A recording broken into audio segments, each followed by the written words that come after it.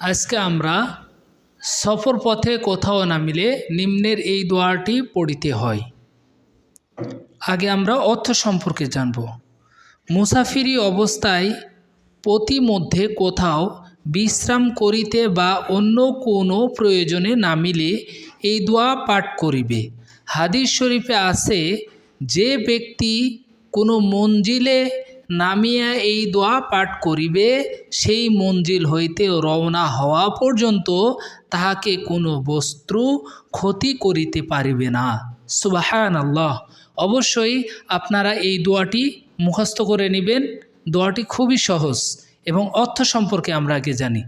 আল্লাহ পাকের পরিপূর্ণ কালিমাগুলির দ্বারা তিনি যাহা কিছু সৃজন করিয়াছেন তাহার উপকারিতা হইতে পানাহ চাইতেছি, আশ্রয় লইতেছি।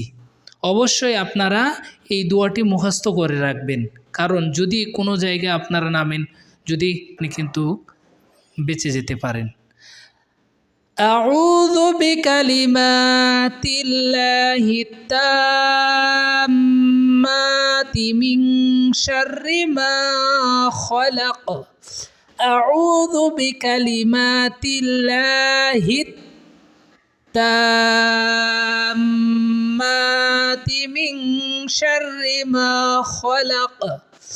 হামজা জবর আ, আইন ওয়াও পেশ উ, আউ জাল পেজু, আউযু বাজের বি, কাব জবর কা, বিকা লাম জের লি, বিকালি মিম আলিফ জবর মা, বিকালি মা তা লাম জের তিল, লাম খাড়া জবর লা, বিকালিমাতিল্লাহ হাতা জের হিত, আউযু বিকালিমাতিল্লাহি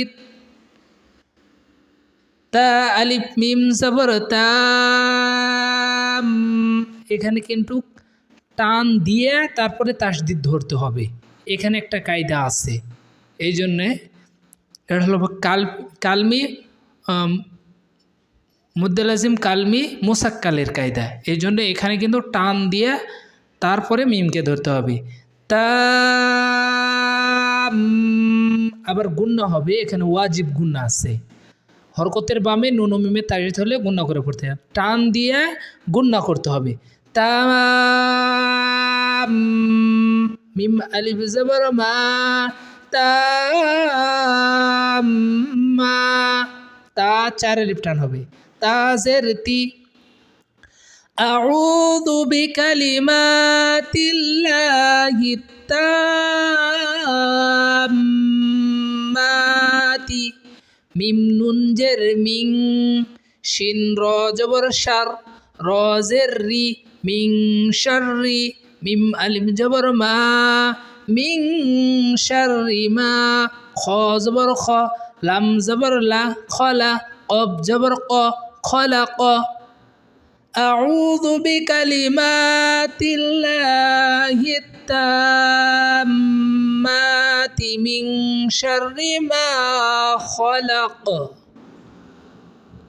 অবশ্যই আমাদের ভিডিওটা যদি আপনাদের ভালো লাগে তাহলে অবশ্যই লাইক, কমেন্ট এবং শেয়ার করবেন। আমাদেরকে অবশ্যই আপনারা একটু সাপোর্ট দিবেন। আসসালামু আলাইকুম ওয়া রাহমাতুল্লাহি ওয়া বারাকাতুহু।